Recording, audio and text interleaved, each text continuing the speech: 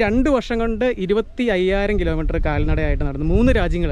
അത് ഞാൻ ചോദിക്കാൻ വരുമായിരുന്നു, കാരണം ഈ ഇത്രയും ട്രാവൽ ചെയ്തെന്ന് പറഞ്ഞില്ല, അപ്പോൾ അതിനുള്ള ഫണ്ട് കാര്യങ്ങളൊക്കെ എങ്ങനെയാണ്? പിടിക്കാൻ നോക്കി, പക്ഷെ കത്തിയിട്ട് ഇവിടെ കുത്താൻ പിടിച്ചു. അത് നമ്മുടെ കേരളത്തിലല്ലേ.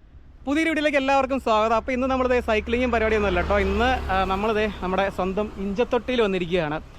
എന്തിനാണ് വന്നേക്കുന്നത് വെച്ച് കഴിഞ്ഞാൽ നമ്മളിത് ഒരാളെ ഇന്ന് പരിചയപ്പെടുത്തി തരാൻ പോകാം കേട്ടോ. ഞാൻ കണ്ടപ്പോൾ നമ്മുടെ ജിനോജ് ബ്രോ ഉണ്ട്, ഇദ്ദേഹമാണ് ഞാൻ പറഞ്ഞത് അദ്ദേഹം.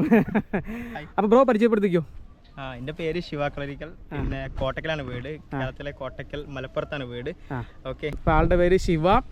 പുള്ളി 2 വർഷം കൊണ്ട് 25,000 കിലോമീറ്റർ കാൽനടയായിട്ട് നടന്നു 3 രാജ്യങ്ങൾ, നമ്മുടെ ഇന്ത്യ, നേപ്പാൾ, ഭൂട്ടാൻ 3 രാജ്യങ്ങൾ കാൽനടയായിട്ട് നടന്നൊരു വ്യക്തി കേട്ടോ. അങ്ങനെ വന്നത് ഇപ്പം വീണ്ടും ഒരു യാത്രയിലാണ്.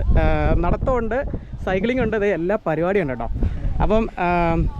അപ്പോൾ എന്താ പറയുക, നമ്മുടെ നാട്ടിൽ വന്നിട്ട് പരിചയപ്പെടാതെ പോണത് ശരിയല്ല. അങ്ങനെ ഞാൻ ഓടിപ്പിടിച്ച് ഇവിടെ നമ്മുടെ ഇഞ്ചത്തൊട്ടിയിൽ വന്നു കേട്ടോ.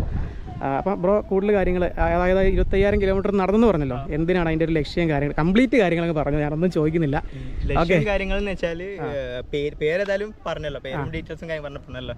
അപ്പോൾ ഞാൻ ഒരു സിനിമ ചെയ്യാനുള്ള പ്ലാനിലായിരുന്നു. അപ്പം അങ്ങനെ ഒരു നമുക്കൊരു ഇതുണ്ടല്ലോ, നമ്മൾ എല്ലാവരും യൂസ് ചെയ്ത സാധനം എടുത്തിട്ടുണ്ടെന്നുണ്ടെങ്കിൽ അത് എല്ലാവർക്കും ദഹിക്കണമെന്നില്ല. കാരണം നമുക്ക് ഇതാണ് എക്സ്പീരിയൻസ് ആണ് വേണ്ടത്.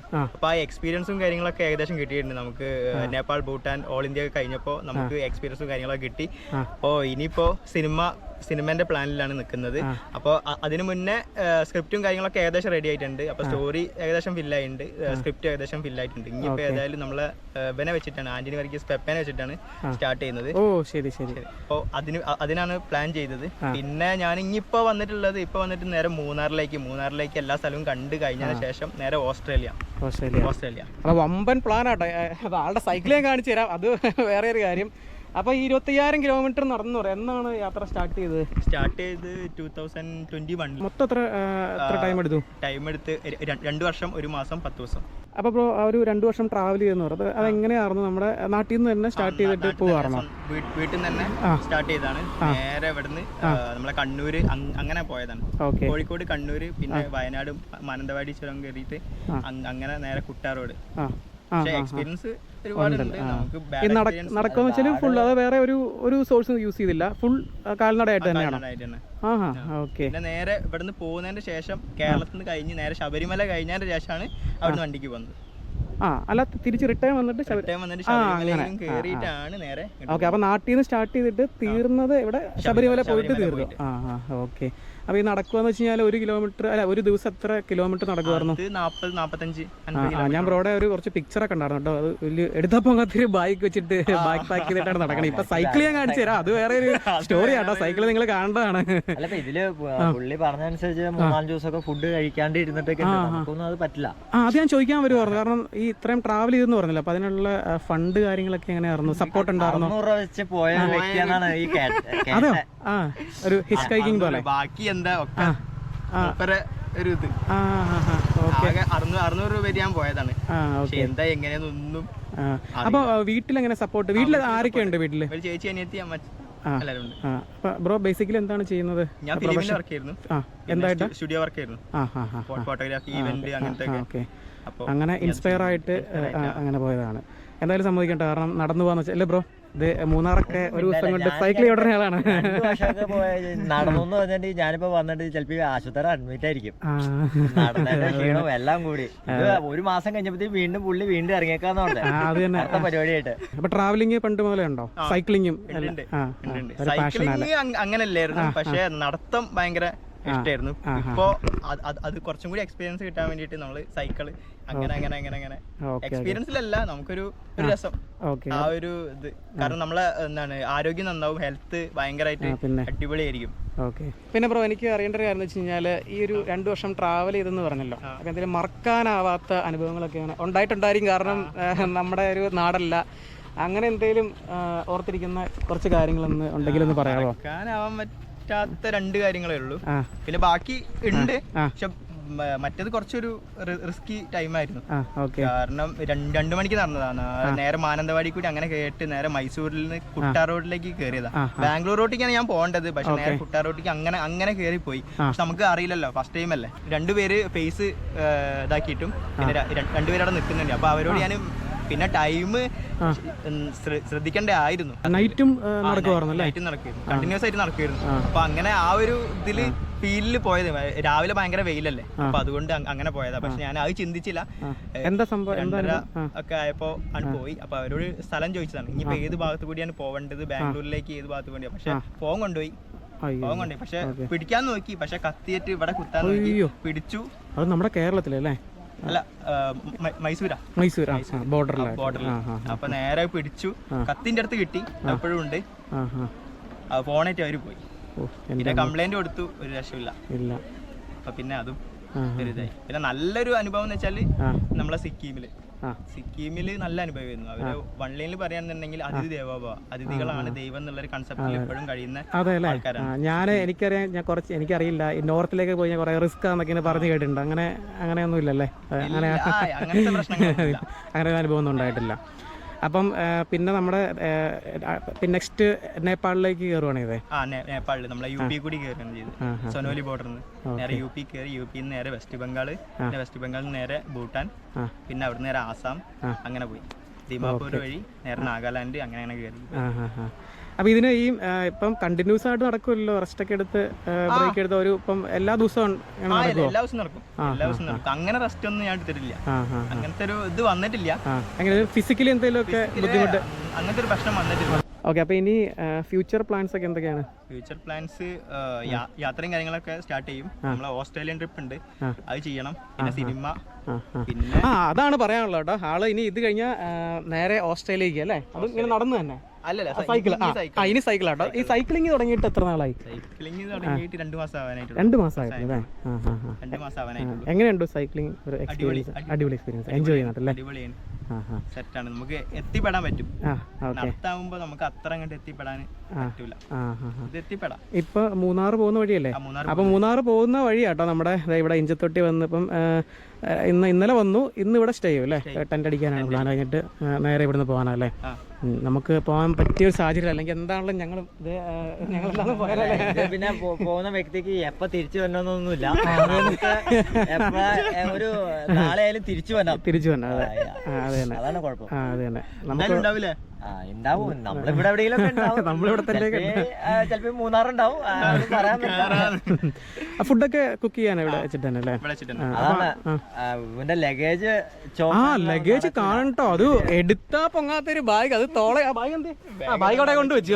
ബാഗ് അതൊരു 8 കിലോ മിനിമം കാണും. പിന്നെ സൈക്കിൾ കാണണം. സൈക്കിള് ലോഡ് കാരണം ഒരു സെൻട്രൽ സ്റ്റാൻഡ് വെച്ചിട്ടുണ്ട്. നമ്മുടെ ട്രൈബൻ RC 120 ഗ്രാവലാട്ടോ. ഒരു സെൻട്രൽ സ്റ്റാൻഡ് കൊടുത്തിട്ടുണ്ട്, അതിൽ നിൽക്കുന്നില്ല. നമ്മളൊരു ഇത് ചാരിയൊക്കെ വെച്ചേക്കുവാണ്. അരി അടക്കം എല്ലാ പരിപാടിയുണ്ട്. ഇങ്ങനെ റൈഡ് അല്ലെ, ടൂർ ചെയ്യണമെന്നുണ്ട് ഇങ്ങനെയാണ് ചെയ്യണം അല്ലേ?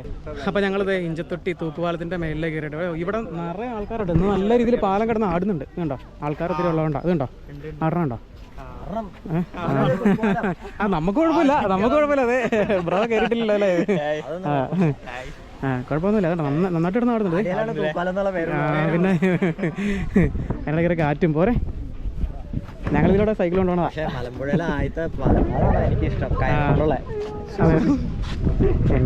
നല്ല രീതിയിലാണ് നടന്നത്. ഇതാണ് ഈ പാലത്തിന്റെ അവസ്ഥ. ഇതിലൂടെയാണ് നമ്മൾ കഴിഞ്ഞ ആഴ്ച സൈക്കിൾ ചവിട്ടിയത്. പോരെ പേടിക്കണ്ട ചേച്ചി, എങ്ങനെ ആടിയാലും താഴെ പോകില്ല. അത് ഉറപ്പാ. അതെ ധൈര്യമായിട്ട് പോരാ. എങ്ങനെ ആടിയാലും പോകില്ല. അല്ല, ഈ ഗ്യാപ്പിൽ കൂടെ ഇത്രയും ഗ്യാപ്പ് ഉണ്ട് ഇവിടെ. അതെ, മഴ ഉറപ്പാട്ടോ. അതെ, നൈസായിട്ട് ആടണം കേട്ടോ. പേടിയൊന്നുമില്ലല്ലോ. 25,000 കിലോമീറ്റർ നടത്തുന്ന ഒരാളുടെ അടുത്ത് ഞാൻ ചോദിക്കണേ. അപ്പൊ ബ്രോ, ഈ ഒരു ട്രാവലിങ്ങിന്റെ സമയത്ത് താമസമൊക്കെ എങ്ങനെയായിരുന്നു? താമസമൊക്കെ ടെന്റ്, അമ്പലങ്ങള്, പള്ളികള്, ഫുഡൊക്കെ ഞാൻ വെച്ചിട്ടുണ്ടാക്കും. അല്ലാതെ അങ്ങനെ ആരിലൊക്കെ ഹെൽപ്പ് കിട്ടിയിട്ടുണ്ടല്ലേ? ഹെൽപ്പ് കിട്ടിയിട്ട് അങ്ങനെ പോയതാണ്. എങ്ങനെയൊന്നും ആ ഒരു 2 വർഷം എന്ന് പറഞ്ഞല്ലേ ജീവിതത്തിലെ ഒരിക്കലും എന്താ പറയാ, ഒരു പ്രഷ്യസ് ആയിട്ടുള്ള ഒരു നമുക്ക് ഒരിക്കലും മറക്കാനാവാത്ത അങ്ങനെയൊക്കെ ലൈഫില്. പിന്നെ നമുക്ക് ആ ഒരു ഫീൽ ഉണ്ട് വീട്ടിൽ നിന്ന് തന്നെ.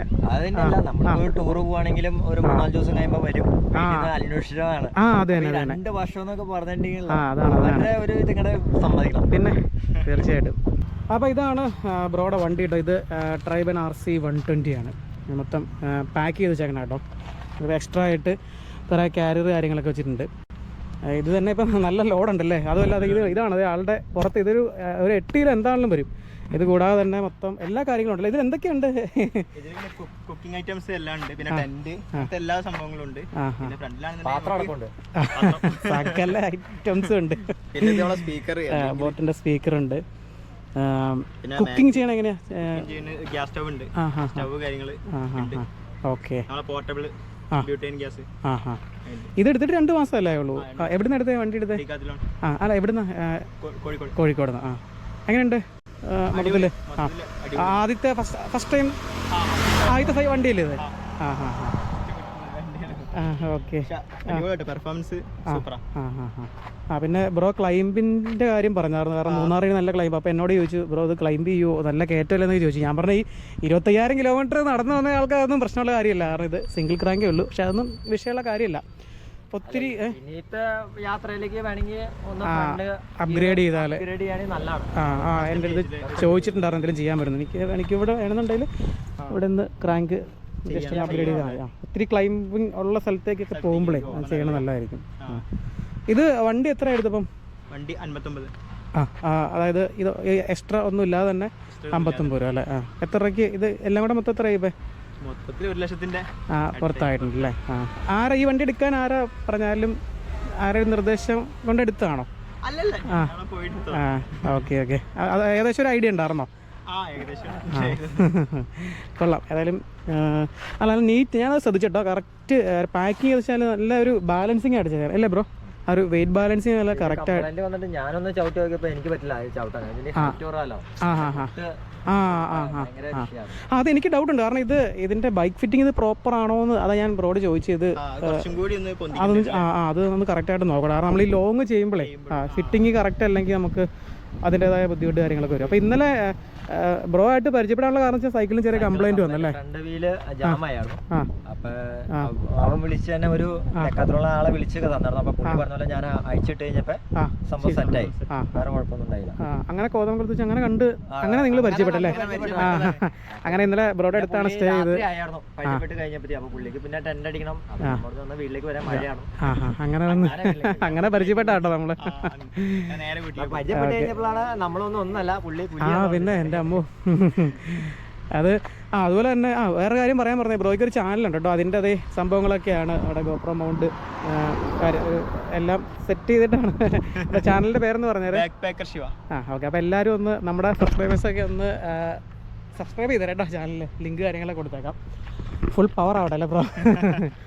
അപ്പോൾ നല്ലൊരു ഐശ്വര്യമായിട്ട് മഴ എത്തിയിട്ടുണ്ട്. പിന്നെ വേറെ അധികം കാര്യങ്ങളൊന്നും പറയാനില്ല. ഞാൻ ഒന്നും പ്രിപ്പയർ ആയിട്ട് വന്നതല്ല കേട്ടോ. അതുകൊണ്ട് എന്തൊക്കെ ചോദിച്ചിട്ടുണ്ടെന്ന് എനിക്ക് പോലും അറിയില്ല. വീട്ടിൽ ചെന്ന് എഡിറ്റ് ചെയ്യുന്ന സമയത്ത് അറിയാവുള്ളൂ. മൂന്നാർ പോയിട്ട് ഇതിൽ ഒന്നോടെ നമ്മൾ പിടിച്ചു തീർത്തു കേട്ടോ. കാരണം അതിലെ മിക്കവാറും ജിനോജ് നാളെ ഒരു മൂന്നാർ അടിക്കാനുള്ള പ്ലാൻ എന്നോട് ഇപ്പൊ പറഞ്ഞിട്ടിരിക്കുകയാണ്.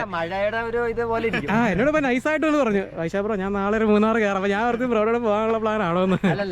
അല്ലപ്പം പോയാണ്ട് ഞാനും ചിലപ്പോ പോക്കുണ്ടാവൂല. പുള്ളി എല്ലാ സ്ഥലം ആസ്വദിച്ചാണ്. നമ്മളെ ചായ പിടിക്കാൻ പോവാ. അത് തന്നെ ചവിട്ടി പിരിപ്പിക്കുള്ളൂ. അതെന്നെ രാവിലെ കാരണം ഗ്രൂപ്പിലൊരു ഇത് കാണാം, മൂന്നാർ മോർണിംഗ് റൈഡാന്ന് പറഞ്ഞിട്ട് ഇടും. എന്നിട്ട് നമ്മളിവിടെ എത്തുന്നതിന് ആള് മൂന്നാറില്ല, മൂന്നാറിന്റെ ചായ കുടിച്ചിരിക്കുന്ന അമ്മാതിരി ചവിട്ടുന്ന ആളാ. അതെ. ഇപ്പൊ നൈസായി, ചെറിയ മഴയുടെ നൈസാട്ടോ. ആ ചൂട് ഭയങ്കര ഇതാ. അപ്പോൾ വണ്ടി കൊള്ളാട്ടോ. ഞാൻ ഏറ്റവും പ്രത്യേകം ഇഷ്ടപ്പെടാനുള്ള വെച്ചാൽ പാക്ക് ചെയ്തേണേ കറക്റ്റ്. നല്ല എന്താ പറയുക, എല്ലാം പ്രോപ്പറാട്ടോ. കറക്റ്റ് ഒരു ബാലൻസിങ് ആണ് സംഭവം. കണ്ടില്ലേ, നമ്മൾ ഈ ബൈക്ക് പാക്കിങ് ചെയ്യുമ്പോൾ ശ്രദ്ധിക്കേണ്ടതെന്ന് വെച്ചാൽ ഇതിപ്പം കറക്റ്റ് ആയിരിക്കണം. ആ ഒരു ബാലൻസിങ് കറക്റ്റ് ആയിരിക്കും. അതല്ലെങ്കിൽ നമുക്ക് ആ ഒരു റൈഡ് ചെയ്യുമ്പോഴേ കംഫോർട്ട് പറയും. ആ വെയിറ്റ് ബാലൻസിങ് മനസ്സിലായില്ലേ? അത് തന്നെ, അത് പ്രോപ്പറായിട്ട് തന്നെ ചെയ്തിട്ടുണ്ട്. ഏതായാലും കൊള്ളാം. ഒത്തിരി കിലോമീറ്ററുകൾ ഇനി ഇപ്പം 25,000 കിലോമീറ്റർ നടന്നു പറഞ്ഞില്ലേ. ഇനിയിപ്പം സൈക്ലിങ്ങിൽ 25,000 50,000 ഒന്നും നോക്കണ്ട, വെച്ചടിക്കുക അല്ലേ ബ്രോ? അത്രേ നമുക്ക് പറയാനുള്ളൂ. അത് തന്നെ. അപ്പോൾ അതേ വേറെ ഒന്നുമില്ല, ഇത്രയും കാര്യങ്ങളൊക്കെയാണ് പറയാനുള്ളത്. ബ്രോനെ ഒന്ന് പരിചയപ്പെടുത്തി തരാൻ വേണ്ടിയിട്ടാണ് ഈ ഒരു വീഡിയോ ചെയ്തത്. എന്താ പറയുക, ഇങ്ങനെ തുനിഞ്ഞ് ഇറങ്ങിയവരെ സപ്പോർട്ട് ചെയ്യുക മാക്സിമം. അതാണ് ഏതായാലും കണ്ടതിൽ ഒരുപാട് സന്തോഷമുണ്ട് ബ്രോ. എല്ലാവിധ ആശംസകളും.